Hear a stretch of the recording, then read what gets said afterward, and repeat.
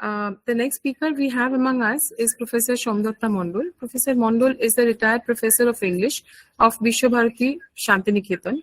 The title of his paper is Interpreting the Female Gaze, Indian Travel Writing, Gender and Globalization. So, ma'am, may I please request you to take over? Yes, ma'am. Okay, ma'am. Now, the title of my talk is Interpreting the Female Gaze, Indian Travel Writing, Gender and Globalization.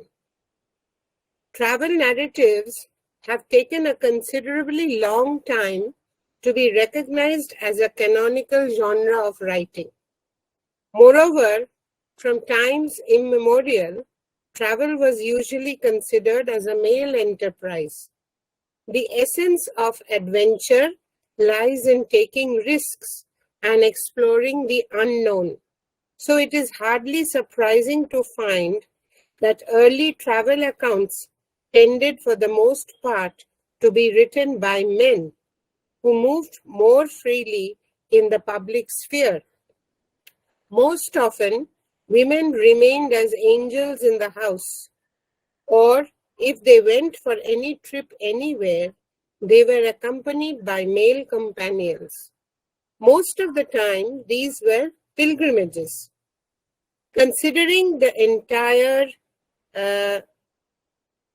gamut of travel narratives by women in India over the 20th and 21st centuries, we find that books in this area are still rather negligible in quantity. So the ratio between the women who traveled and those who recorded them for public consumption is even more lopsided. In an essay entitled Travel Writing and Gender, the critic Susan Bassnett explains why women travelers are categorized as doubly different. They differ from other more orthodox, socially conformist women and from male travelers who use the journey as a means of discovering more about their own masculinity. Thus, whatever be the reason for their travel, women hardly traveled alone, and very few of them wrote down their experiences in the form of a diary or a book. In their writing, which was primarily done at the request of family members and not for public consumption and readership, we notice a different gaze and different trajectories. Thus, Indian travel writing by women over the last 100 years or more have been fewer in number than their male counterparts and are also qualitatively different. With the advent of globalization, say roughly from the late 1980s onwards, we notice the emergence of totally different kind of travel narratives by Indian women. Transnational movements of women, cyberspace, cyber technology, blogging, and traveling alone, along with today's context of decreased airfares, technology-based communication through the internet, etc., have changed the worldview to such a great extent that travel narratives written by women now are a different ball game altogether. This paper, what I shall talk about now, takes up some of these issues to be discussed in further details. A recent research on the internet revealed plenty of new travel books authored by Indian women in English, Bengali, and Hindi, many of them self-published and available primarily online or in Kindle versions. The titles of these books themselves speak a lot about the diverse nature of these travel narratives. To cite a few examples, they are Monisha Rajesh's Around India in 80 Trains, 2012, Shivya Nath, A Girl, Her Backpack and the World, 2018, Pallavi Iyer, Orienting an Indian in Japan, 2021, written in English. Hema Bis's Lucknow to Mumbai via Indore and Udan Ek Prabasi Ki Diary came out in Hindi in 2020 and 2021. And for Bengali readers, we have Swapna Datto, Pari Theke Prolin, Keya Mukhopadhyay, Parir Chobi, Chobir Pari, Chanda Chattopadhyay Beutras, Tadoba Theke Timbuktu, Gargi Bhattacharya, Gumparani Artor, Chander Mohua Bone, and Saraswati Das Chaudhary, Kache Dure Elam Ghure. All these have been published within the last 5 years. So these are some random samples, examples, but from the titles of the English books especially, we see how the idea of a woman traveling alone throughout India by crisscrossing the country in different trains or simply venturing out into the unknown with a backpack is essentially a 21st century affair that was unimaginable 100 years ago. Similarly, Monisha Rajesh's account of traveling in India by embarking on 80 trains to visit major tourist places in India, ranging from ticketing bureaucracy, the traveling companions, the maddening rush, can be compared and contrasted with another travelogue written by a male writer called Chai Chai, Travels in Places Where You Stop But You Never Get Off, by Vishwanath Ghosh, which proceeds like an anthropological survey of small towns in India. In Around India in 80 Trains, the author keeps switching between a lot of trains, including Mumbai locals, and enters the heterotopian site of contestation time and again. She is exposed to the multiplicity of spaces and emplacements, and as a result becomes, in the Foucauldian sense, a heterotopia's third principle of heterogeneity, juxtaposing in and around herself several spaces, even though they are in constant friction. It is evident in the lines I quote from her book: "To understand India, you have to see it, hear it, breathe it, and feel it. Living through the good, the bad, the ugly is the only way to know where you fit in and where India fits into you. Once upon a time, we had clashed, but we had both grown up and changed." Unquote. Now, before any further discussions, let me admit that my focus on Indian women's travel writing has a predominantly Bengal bias because of the dearth of information in other Bhasha languages, and except for a few publications in English or in English translations, texts are rather difficult to come by. Except for the translated travelogue of the Nawab of Bhopal entitled A Princess's Pilgrimage, Nawab Sikandar Begum's A Pilgrimage to Mecca, 1863 to 1864, which describes her mid-19th century journey to Mecca for a Hajj pilgrimage, along with a retinue of 1,000 attendants, or Pandita Ramabai Saraswati, who went to England and then to the United States for higher studies for 3 years, and wrote her 1889 Marathi narrative, The People of the United States, which offers a rare and remarkable insight into an Indian woman's take on American culture in the 19th century. Or take Bilat Probash, means Journey to England, written in Odia by Soilobala Das, who narrated her visit to England in 1906 for higher education. The journey abroad and documented by women themselves were exceptionally rare. The same Hajj pilgrimage undertaken by an Indian Muslim woman residing in America who identifies with and is influenced by the American culture that she is rooted in, is Asra Q. Nomani's Standing Alone in Mecca, A Pilgrimage into the Heart of Islam, published in 2007. The difference created by time, place, and perspective between the two Hajj narratives can be studied in further details.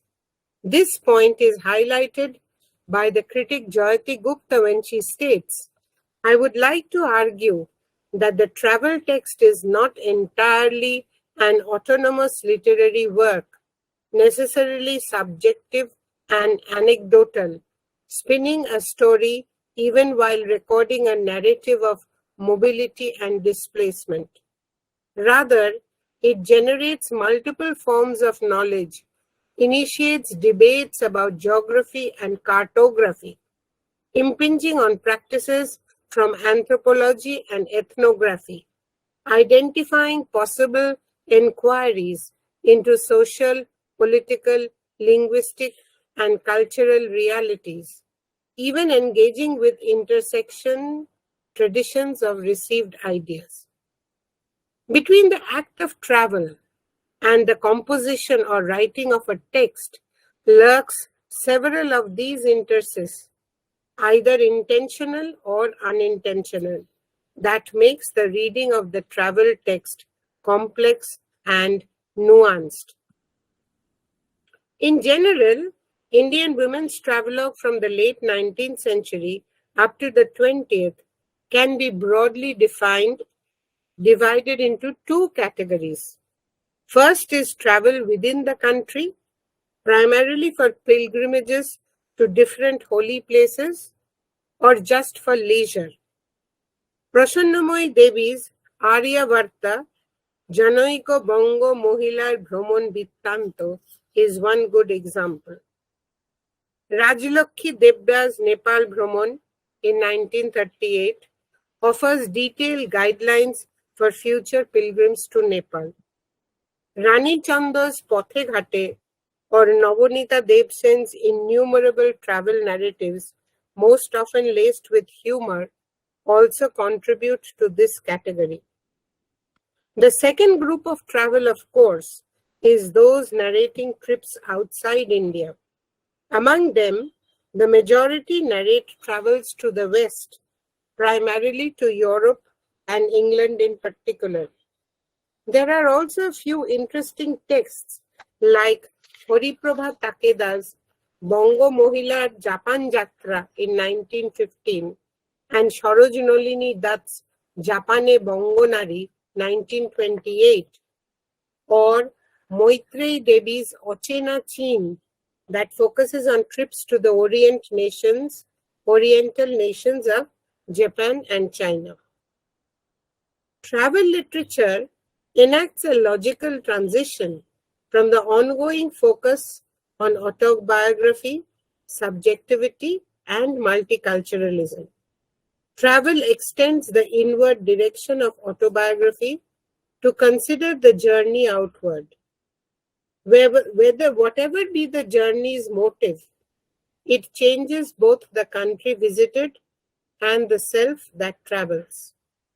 If we examine colonial travel writing by Indian women, we find that it resulted in the coexistence of conservatism and emancipation in the social history of our country. The last 3 decades of the 19th century and the first few of the 20th witnessed an explosion of travel literature from Eastern India, particularly from Bengal. That Calcutta was the capital of British India till 1911 was of course one of its reasons. Situated almost 7,000 miles away from England, Bengal was the distant hub of British rule in the Indian subcontinent, and curiosity about England, the land of India's imperial administrators, was at all-time high in the late 19th century, especially after Queen Victoria's proclamation to her Indian subjects on assuming the title of Empress of India in 1877. The spread of English education for the middle class during this period also played a significant role in developing such narratives.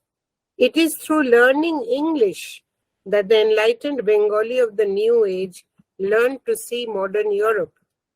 Also, the emancipation of women, inculcated to a great extent by the progressive Brahmo Samaj movement, made the weaker sex venture into Victorian homes. Though Hindu women did not observe the parda as did the Muslim women, they till then had remained largely invisible, confined within their homes and away from the public gaze. Their rightful place was within a domestic sphere, performing assorted household duties related specifically to caring of family members, including the primary task of childbearing and child rearing. It was quite uncommon for a middle-class Indian woman to set aside her veil and expose herself to the outside world or participate in activities and debates in the public domain. After the opening of the Suez Canal in 1869, sea voyages to Europe and to England in particular, often referred to by a general term vilayat in most of the writings, gained greater impetus and were recorded in a variety of literary forms ranging from diaries, religious tracts, personal memoirs, plain literary texts, and even poetry. But very few of these travelogues were recorded by women. The reason for such dearth of women's narratives is not far to seek. Upper-class Indian women did travel abroad in the company of their families, sometimes accompanying their husbands, though very rarely alone.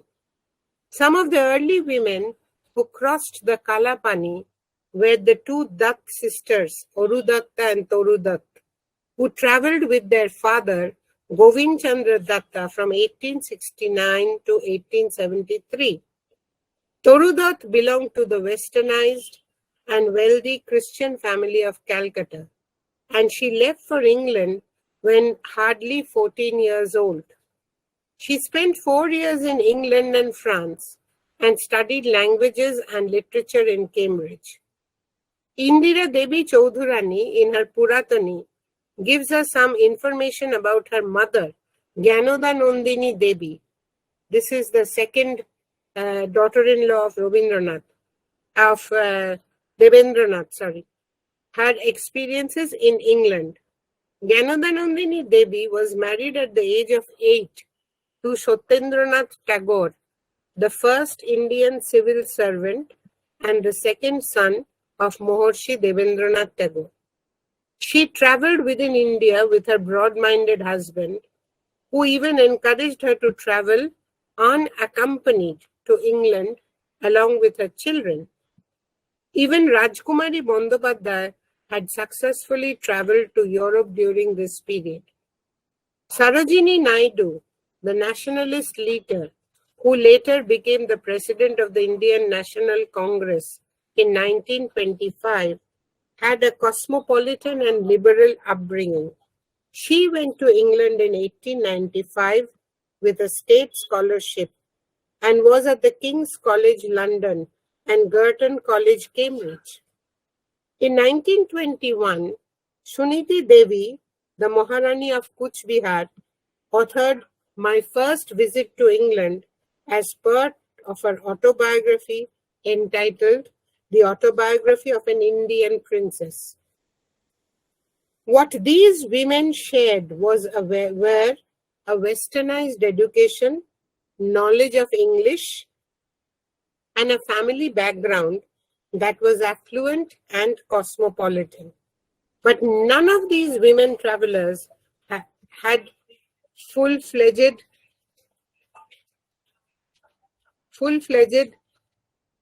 travel books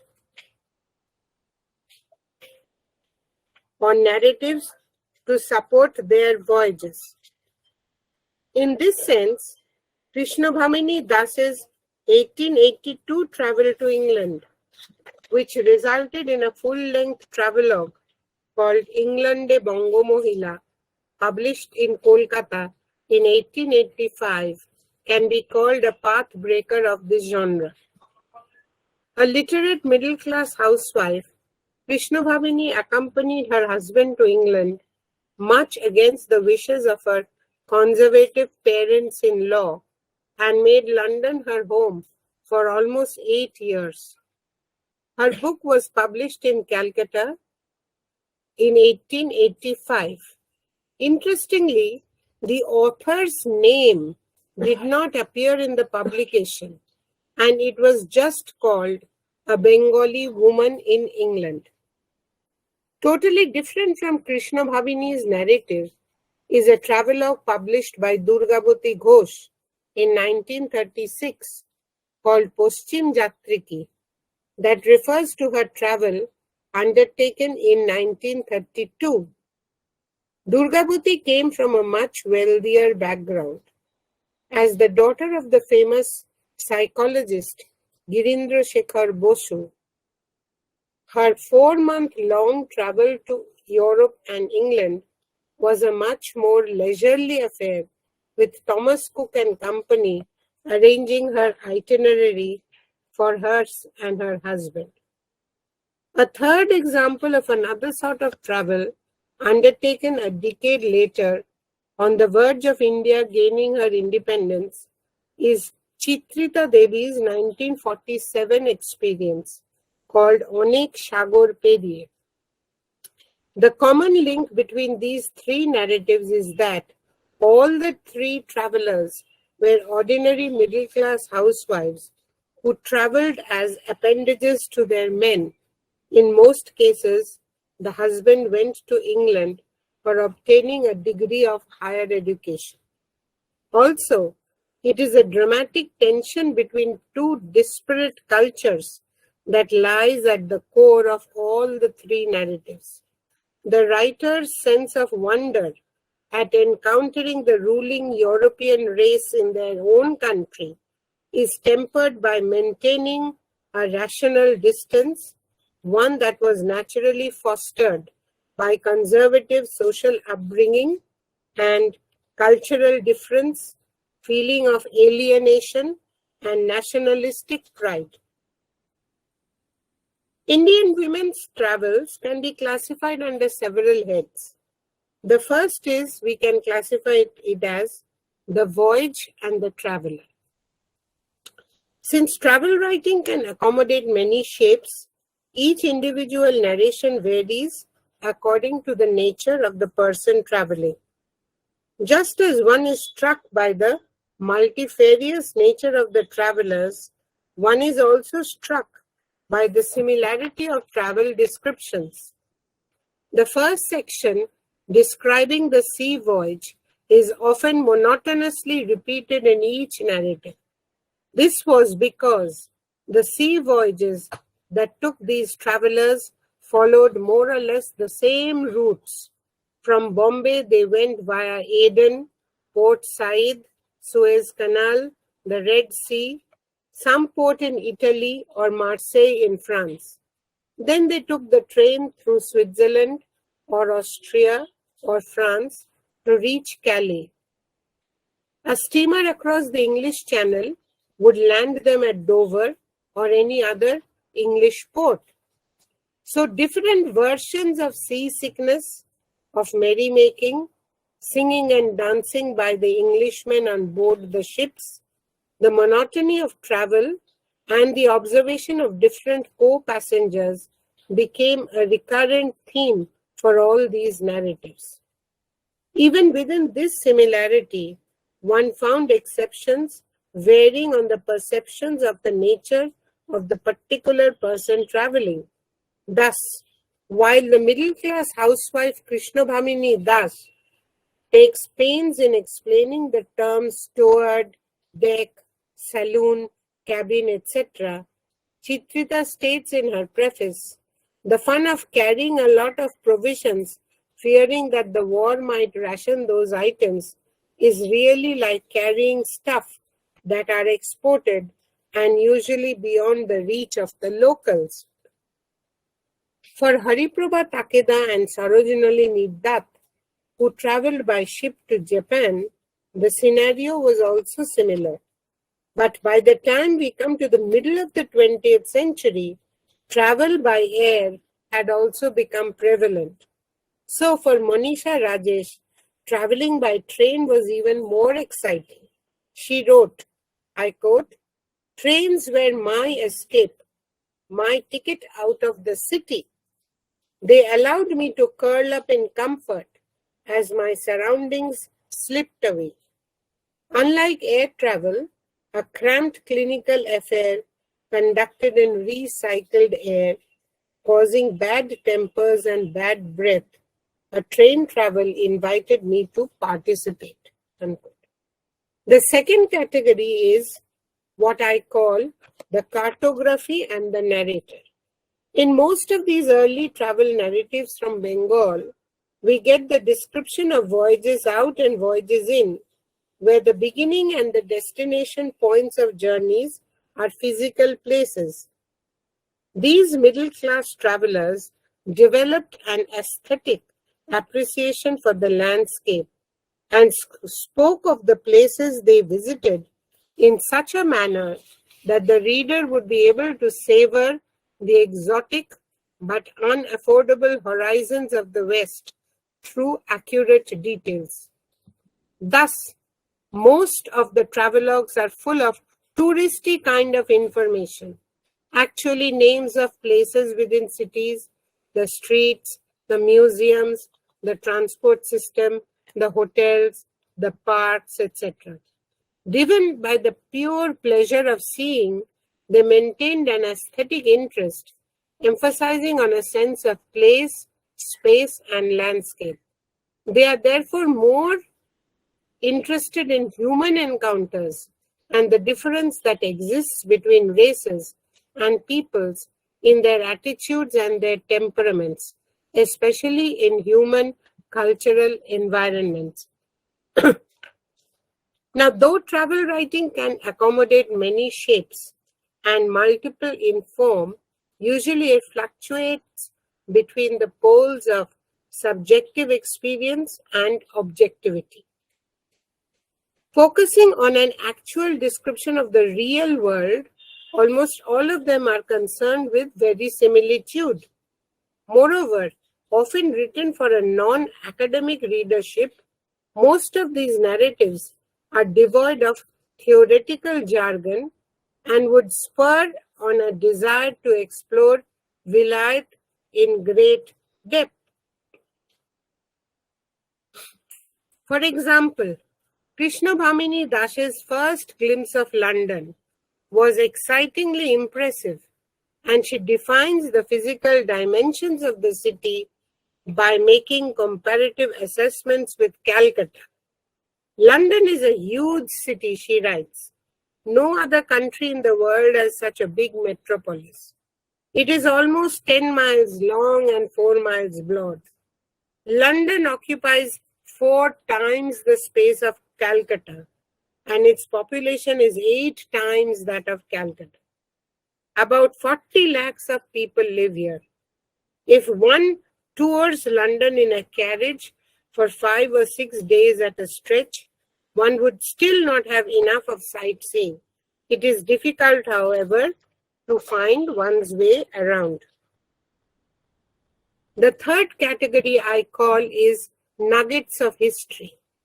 Despite their apparently monotonous description of minute personal details, these travel narratives often give us interesting insights of historical events and historical characters. Though most often told from personal perspectives, real people and real facts offer a lot of fodder for subaltern studies historian.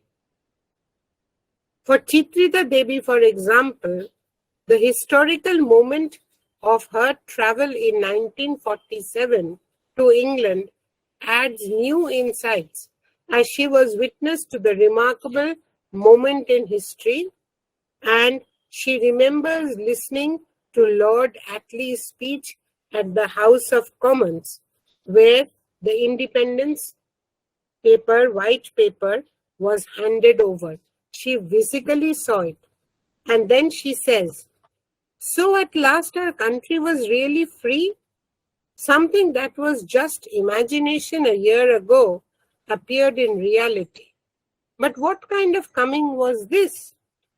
What a diluted taste it had, a kind of breakdown appearance. It seemed that after leaving all her dress and finery behind, independence appeared dressed in ordinary garb and with a bowed forehead. It seemed as if someone just dropped a divided nation into our worshipping beggars' palms. Why couldn't we jump up and pluck the fruit ourselves? Why did we have to buy our own wealth from the black market?" This is her reaction. Sometimes historical characters feature in these narratives in very casual ways. In Poschim Jatriki, for example, Durgabati Ghosh narrates one humorous incident. While leaving Calcutta, her father, Girindra Shekhar Bose, the renowned psychologist, had written an introductory letter to his friend in Vienna, who was no other else but Sigmund Freud, the famous psychologist. When Mrs. Ghosh hunted out the professor and went to meet him, she was in for a shock. Freud's love for his dog and what happened then resulted in Ghosh wanting Freud himself to be psychoanalyzed. The fourth category, what I call, is juxtaposing binaries. Apart from a lot of emphasis given in these narratives on actual places, most travelers thought of and spoke in binaries, comparing and contrasting the Western culture with their own. Fluctuating between the poles of subjective experience and objectivity, most women narrators took recourse to comparative analysis and, interestingly enough, usually upheld the values and norms of her home society. On many occasions, Calcutta, the city that was familiar to them, would be used for literally sizing up the other. So,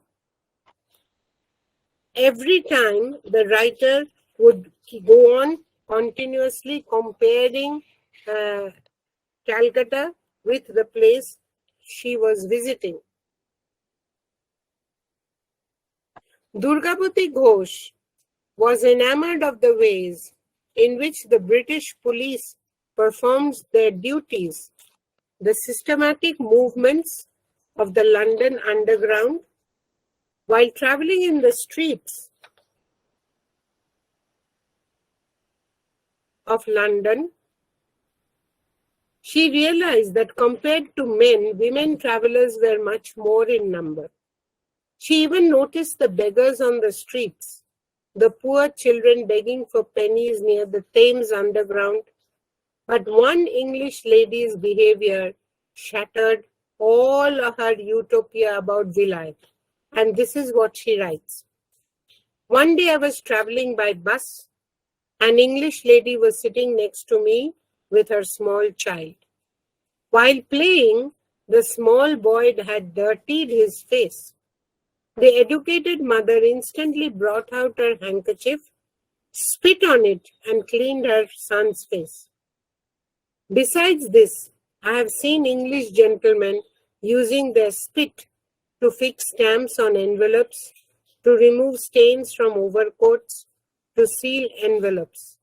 These same people take pride in calling themselves civilized and educated.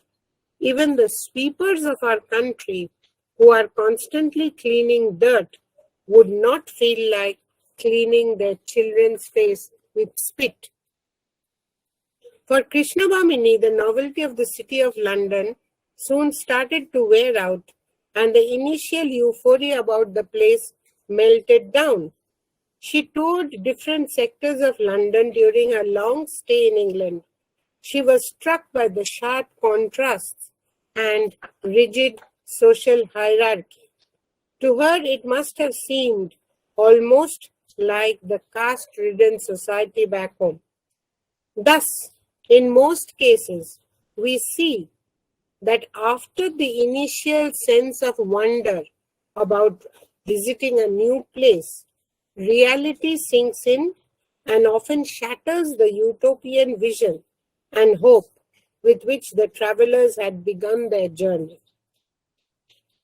In the 21st century, of course, things gradually became different.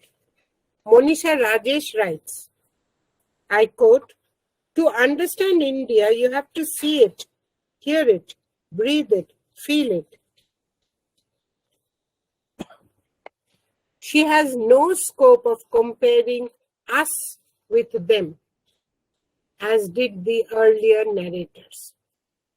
The last section with which I conclude this category is, I call, the female gaze. Unlike their male counterparts, the middle-class Bengali woman living in an era that still primarily assigned them the role of the angel of the house had to defend their travels. Most of them were primarily housewives, and therefore their social background, their gender expectations, and usually expressed the impressions of one culture viewing another. Thus, we get issues of gender, race, professionalism, symbolic content, gendering of the text, the personal agendas of the authors, the context and relevance of the work to larger picture of imperialism or colonialism, and what women did or did not achieve through their work. Just as the masculine tradition of travel writing was considered to reflect public and professional concerns, the feminine traditions was considered to fall into private and personal sphere. These women wrote about their experiences in plain and simple matter-of-fact style and even had to defend their travels.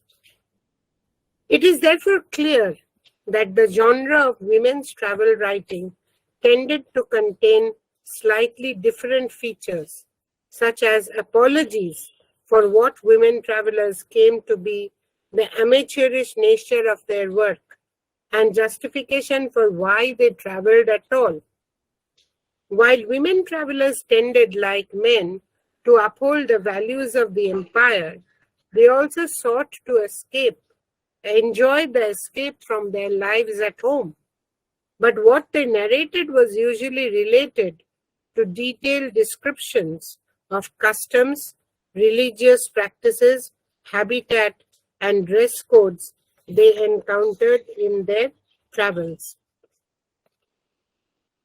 Before concluding, there are a few points I need to reiterate upon.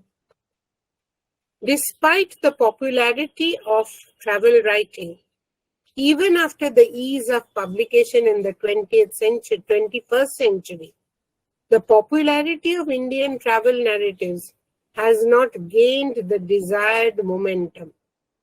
Travel writing is in some ways an inherently postmodern form in its stress on the relationship between subject and object, its tension between fact and fiction, its consciousness of a genre and tradition, its textualization of experience so that travel and writing go hand in hand. Since for a long time, the hybridity of travel writing meant it was not taken seriously, it is time we considered the relative aesthetic appreciation for the genre. In his book, Simon Gikandi states that cultures produced on the margins of a dominant discourse might actually have the authority not only to subvert the dominant, but also to transform its central notions. Since women experience and portray travel differently, therefore, gender matters irreducibly and complexly. Thus, women's journeys should be more seriously evaluated against coordinates such as race, class, culture, religion, economics, politics, and history. At present, though women's travels contribute to the burgeoning studies of Indian travel narratives, yet, metaphorically speaking, they still reside on the tip of the iceberg. To borrow James Clifford's idea, the different travel narratives that conjecture about agency, selectivity, and objectivity need to be specifically posed to negotiate multiple discourses embedded in any such text, discourses which invariably address pertinent perspectives related to history, even as the text itself can be located in a specific historical context. Thank you. If you have, I'm very sorry that I remained invisible for this talk, but if you have any questions or clarifications, I'll be free to ask. Thank you so much, ma'am, for such an interesting presentation. Dear participants, if you have any questions, you can put them in the chat box, or you can ask ma'am directly.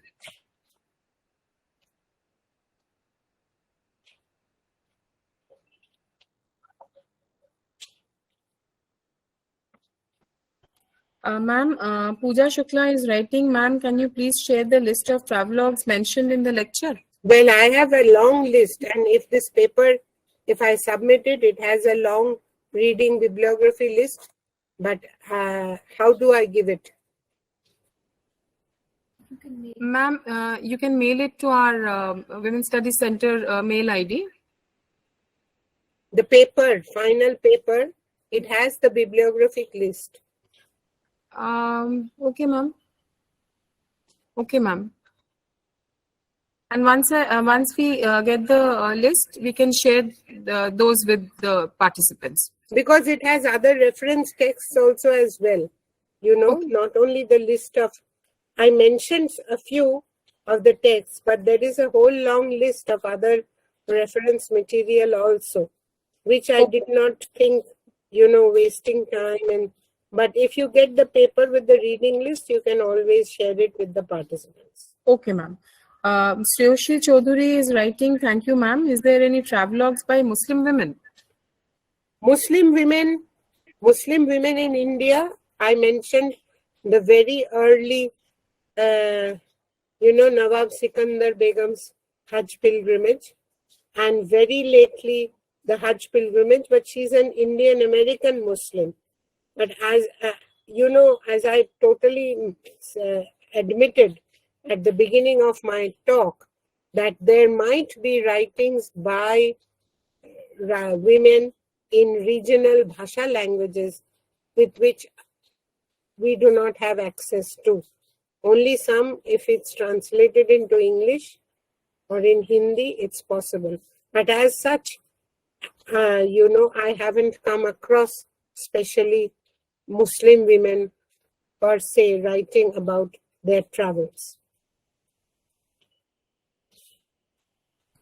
Okay, ma'am, thank you.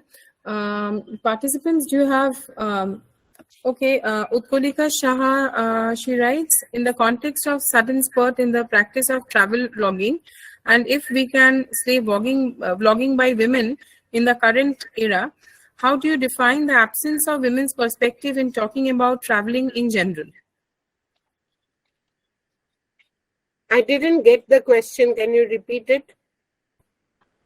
Ma'am, Utkolika Shah writes, in the context of sudden spurt in the practice of travel vlogging, and if we can say vlogging by women in the current era, how do you define the absence of women's perspective in talking about traveling in general? Well, how many people are bloggers? And how many people have access to it? And would you call it serious literature?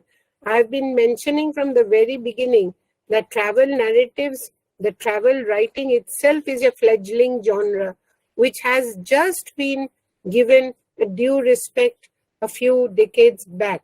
People didn't take it seriously at all as literature per se. And even we, old conservative people like us, retired people like us, or there are many people who do not access the internet to reach travel blogs of different women. So those cannot be. I said travel blogging has become, Kindle publishing has become, same self-published books have begun. A few names I gave you, but even then, travel writing by women as a genre is still very, very minimum compared to men writing.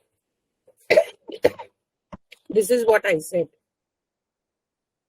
I am primarily focusing on books. Okay, ma'am. Any other? No, ma'am. No, any other question? So, thank you so much again, ma'am, for your such an interesting presentation. And we come to an end of our pre-lunch session, and we will be back after a short break. We will be back by 2:30 sharp. Thank you, participants. Thank you, madam, so much.